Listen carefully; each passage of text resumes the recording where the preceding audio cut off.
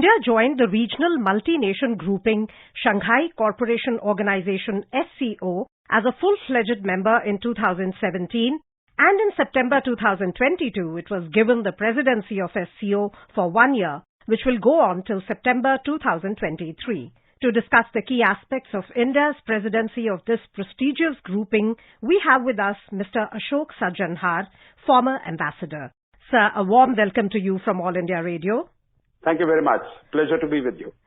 Sir, to begin the discussion, can you tell us about the significance of India's membership in the SCO and India's priority areas during this 1 year presidency period? How important is this presidency for India? India became a member of this organization in 2017. We had become an observer to this organization in 2005. And as you can see, it took us about 12 years because of a variety of geopolitical reasons, which I'll not go into right now.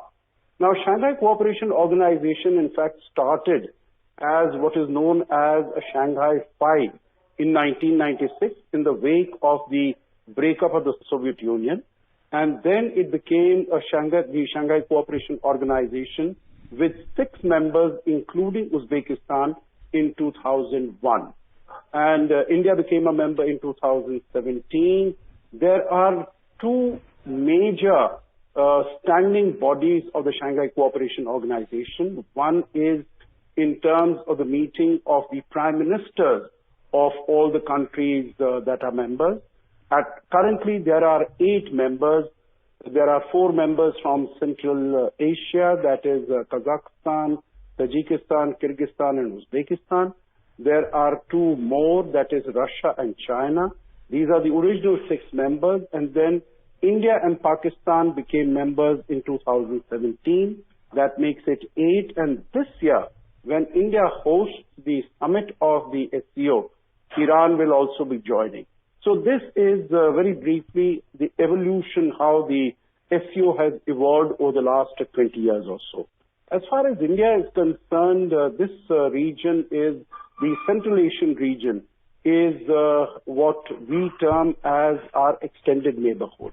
Now, because we do not have any geographically contiguous borders with any of the countries in Central Asia, our relations, although in the past they have been extremely vibrant and dynamic, but after the independence of these countries on the breakup of the Soviet Union in 1991, we have not been able to have these very active, dynamic relations.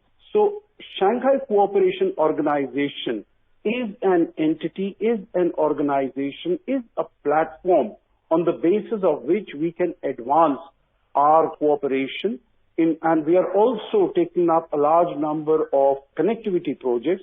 And finally, I would say this region, Central Asian region, is extremely rich in natural resources, in oil and gas, in which India is deficient, and India needs these fossil fuels. So if we can make some way of transporting these energy resources to India, that will also be extremely helpful for us. Sir, India is simultaneously holding presidency of both G20 and SCO. Does this reflect India's rising stature on the global arena? The world has great hopes and expectations from India at this stage, because we have found that over the last 3 years, particularly when whether it was the pandemic or it is the Russia-Ukraine conflict, India has acquitted itself very creditably. It has become the 5th largest economy in the world. It is the fastest growing major economy. And also, as the presidency of G20, India has taken upon its shoulders the mantle of projecting the voice of the Global South. India organized the Voice of the Global South Summit, in which about 125 countries participated. So I think this is something that none of the other G20 presidencies have done. And so I think there is a much greater hope, much greater expectation, because even in Bali last year in November, it was India's formulation which allowed the G20 members to come on the same platform to have a consensus Bali resolution. But at this time, the war between Russia and Ukraine is getting even more fierce. The world is becoming even more polarized.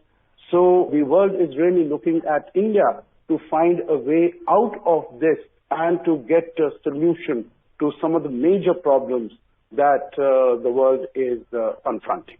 In fact, you spoke about the pandemic, sir, as one of the major problems which the world has faced in the recent past. And India actually took this adversity as an opportunity, and we have seen our digital public infrastructure really growing by leaps and bounds and leading to good governance in the country, and it's really reached every nook and corner of the country. Do you feel that in terms of digital public infrastructure also, India can take a leadership role not only in the SCO countries but on the global level also to help other countries also develop similar infrastructures?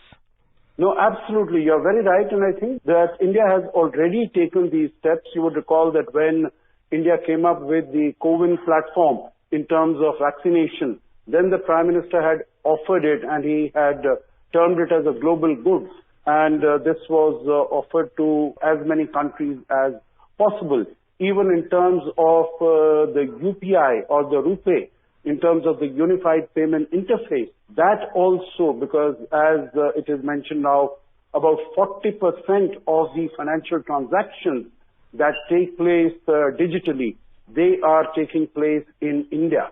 So India has offered its facilities, whether it is in the area of providing financial inclusion in terms of opening of 500 million accounts in the farthest corners of the country. And I think this is what has really impressed the world, as the Managing Director of the International Monetary Fund, Kristalina Georgieva, said that while outside everywhere else there is darkness, there is gloom, there is despair, India is a shining light in that. And also the fact that in the middle of all these crises, India has been able to take very many reform programs, like you just mentioned, in terms of digitization. So we have been able to deal with these, whether it is food shortages that have happened the world over. We have been able to supply food grains to more than 800 million people from our country, in our country from April 2020 onwards, and also being able to supply food to other countries which have been in dire need, like Egypt and others, because of the shortages that have been brought in by the Russia-Ukraine conflict.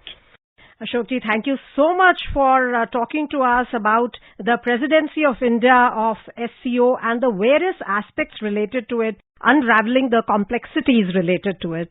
Thank you very much. It's always a pleasure.